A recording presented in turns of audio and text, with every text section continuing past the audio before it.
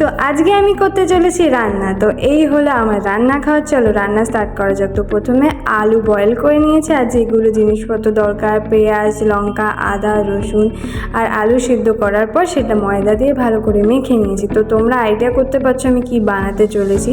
তো ভালো করে ডো বানিয়ে সেটাকে সিদ্ধ করতে বসেছি। এইদিকে যতক্ষণে সিদ্ধ করছে ততক্ষণে আমি কড়াই বসিয়ে তার মধ্যে তেল দিয়ে বাদবাকি যেগুলো ভাজার দরকার সেগুলো ভেজে নিয়েছি, যেমন পেঁয়াজ, রসুন, টমেটো ভালো করে মিক্স করে যতক্ষণ না লাল হয় ততক্ষণে ভালো করে সুন্দর করে ভেজে নিয়েছি, তোমরা দেখতেই পাচ্ছ।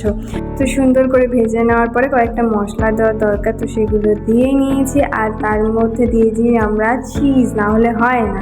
তো আমাদের খাওয়া রেডি।